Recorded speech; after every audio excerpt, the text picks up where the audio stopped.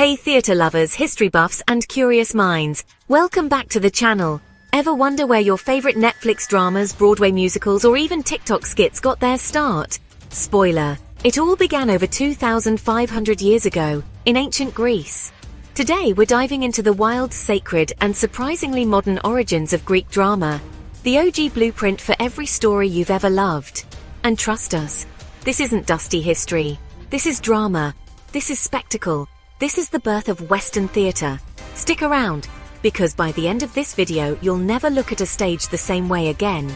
And hey, if you're new here, smash that like button, subscribe, and hit the notification bell so you never miss our deep dives into the roots of culture. Chapter 1. It all started with a god and a party Greek theatre.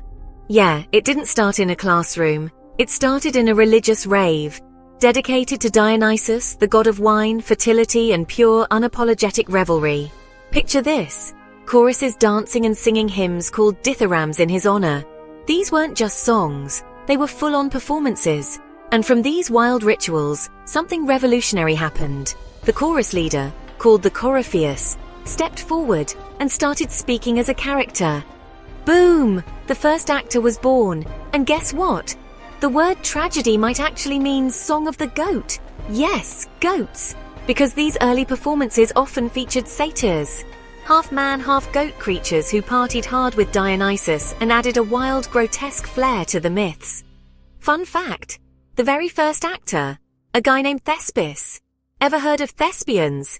Yep, that's him. Legend. Chapter 2. Festivals, competitions and giant phalluses. Theatre in ancient Athens wasn't just entertainment, it was civic pride, religious duty and blockbuster season, all rolled into one. The Great Dionysia, held every spring, was the event. Think Coachella meets the Oscars, but with togas.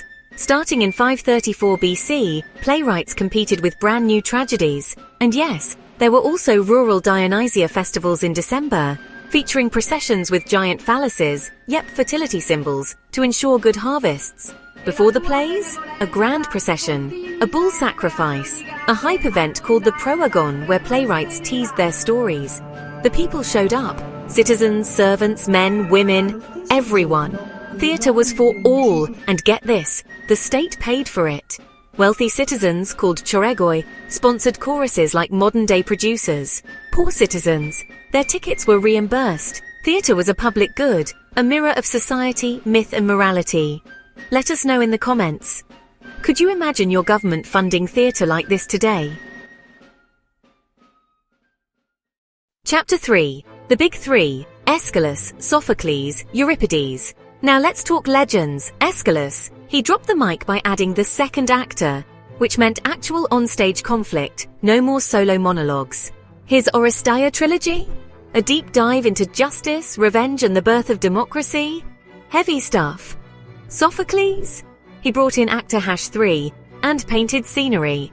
Suddenly theatre had depth, literally. More characters, more drama, more visual storytelling. Euripides, the rebel.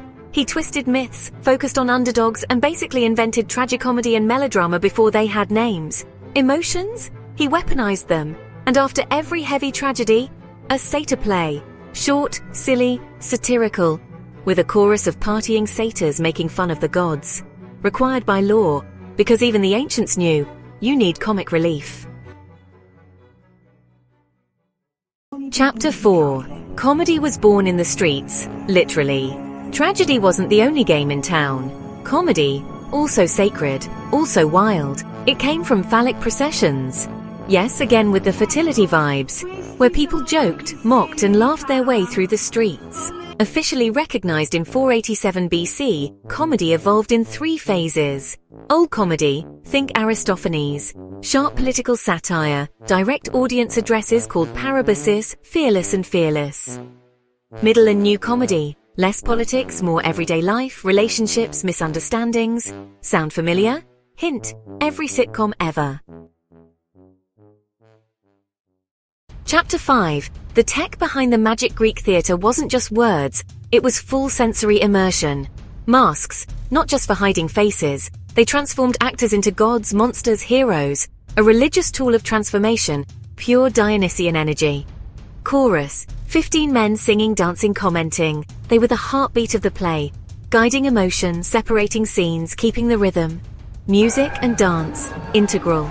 The Greeks believed music shaped your soul. Specific melodies equal signs, specific emotions. Dance, rooted in ancient mystery cults. Every move had meaning.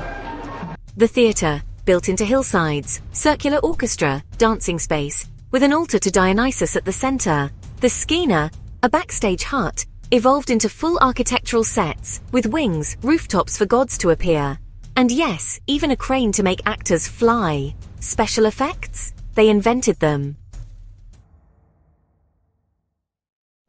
Final thoughts. Why this matters today. By the end of the 5th century BC, Greek drama had exploded from ritual to art form, autonomous, sophisticated, and deeply human. It asked big questions. It made you laugh. It made you cry. It held up a mirror to society. And guess what? It's still doing that. Every movie, every play, every streaming series, they all owe a debt to those first steps taken in honor of Dionysus.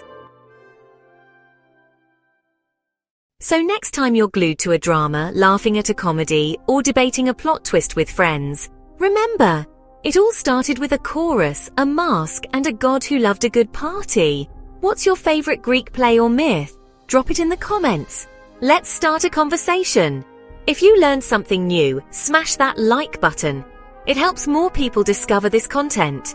Don't forget to subscribe and hit the notification bell, because next week we're breaking down how Roman theatre stole the show and changed the game again.